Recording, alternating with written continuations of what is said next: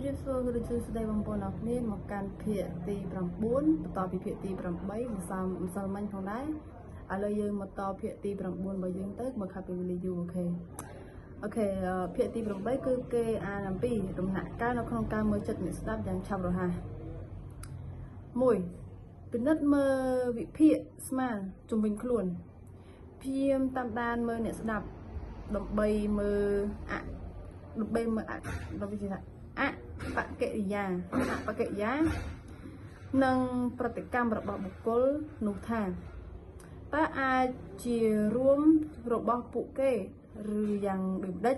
នៅក្នុងបរិស្ថានជុំវិញខ្លួនតើមានអ្វីដែលអាចផ្ដល់ផលប៉ះពាល់ដល់ក្រុមអ្នកស្ដាប់ឧទាហរណ៍តើមានសំឡេងរំខានច្រើនដែរឬទេហើយ2លើកឡើងនៅលក្ខណៈសម្បត្តិដែលអ្នកត្រូវការចាប់អារម្មណ៍លើបុគ្គលឬក្រុមមនុស្សដែលអ្នកត្រូវការមើលចិត្តដើម្បីរៀបចំដំណាក់ត្រាលក្ខណៈសម្បត្តិដែលអ្នកត្រូវការសង្កេតក្នុងក្រុមអ្នកស្ដាប់ទាំងនោះហើយបន្តមកទៀតឧទាហរណ៍តើអ្នកអាចចង់ដឹងពីកម្រិតនៃការខំប្រឹងប្រែងរបស់ក្រុមអ្នកស្ដាប់ដែរឬទេតើអ្នកត្រូវការពិចារណាសមត្ថភាពក្នុងការកំណត់សមាធិចំពោះខ្លឹមសារនិងការបើកចិត្តទទួលយកគោលគំនិតថ្មីរបស់ក្រុមអ្នកស្ដាប់ដែរឬទេតើអ្នកត្រូវការវាយតម្លៃស្ថានភាពអារម្មណ៍និងកម្រិតជំនឿចិត្តរបស់អ្នកស្ដាប់ដែរឬទេទី3ការវាយតម្លៃពីប្រតិកម្មយកគុណសម្បត្តិចម្បងដែលអ្នកបានកត់ត្រាទុកនៅក្នុងដំណាក់កាលទី2មកពិចារណាបន្ថែមឲ្យកាន់តែច្រើនដើម្បីពិនិត្យមើលប្រតិកម្មដែលស៊ីចង្វាក់នឹងលក្ខណៈទាំងនោះដោយលម្អិតអូខេឧទាហរណ៍អ្នកពិនិត្យមើលថាតើអ្នកស្ដាប់ចាប់បានខ្លឹមសារពីអ្នកដែរទេដោយសង្កេតមើលថាតើអ្នកស្ដាប់មានសម្លឹងភ្នែករបស់អ្នកដទៃរបស់អ្នកដែរឬទេអូខេសំខាន់ដល់គ្នាឡើយរៀនខុសតិចតើមានការសម្ដែងទឹកមុខយ៉ាងដូចម្ដេច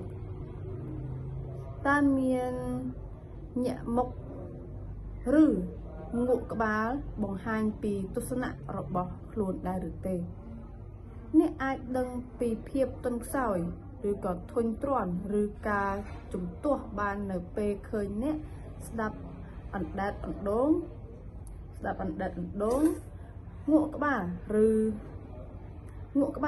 អូខេងក់ក្បាលដោះដៃដោះជើងនិយាយថាដៃជើងចឹងណាគ្នាច្រឡំពេលហ្នឹងឬរើខ្លួនចុះឡើងហ្នឹងហើយព្រោះថាតើអ្នកស្ដាប់បើកចិត្តទទួលស្ដាប់គេនឹងមានលក្ខណៈអង្គុយត្រង់ហើយញញែមដោយមិត្តភាពអូខេអោនខ្លួនទៅមុខប្រឹងស្ដាប់ដោយយកចិត្តទុកដាក់និងបើកដៃចំហជាដើមចំណុចទី4គឺជាចុងក្រោយអ្នកគ្នាទី4ការត្រួតពិនិត្យសកម្មរបស់អ្នកអាននឹងតាក់តិចនៅពេលអ្នកវាយតម្លៃខ្លឹមសារ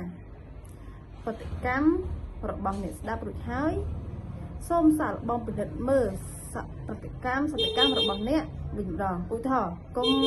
សូមកុំជឿជាក់ពេកការអោនខ្លួនទៅមុខគឺសំដៅដល់ការបើកចិត្តទទួលសោះពីព្រោះបុគ្គលមួយចំនួនអាចមានការអកប្បកិរិយាបែបនេះដោយសារតែពួកគេមានបញ្ហាការស្ដាប់សំឡេងរបស់អ្នកអូខេពោលគឺនៅក្នុងករណីបែបនេះអ្នកត្រូវពិនិត្យមើល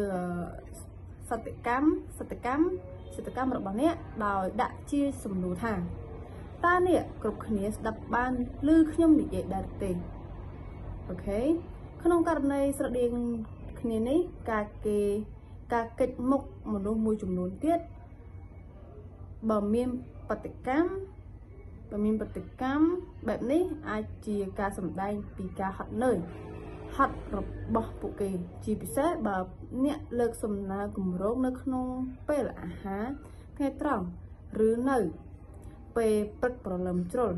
ចំណុចសំខាន់គឺសូមនឹកដល់ព្រំដែននៃខ្លឹមសារដែលអាចទៅរួចទាំងអស់នៃការប្រតិកម្មដែលបានសង្កេតឃើញរួចហើយធ្វើការពិសោធន៍និងសន្និដ្ឋានដើម្បីឲ្យប្រកបក្នុងចិត្ត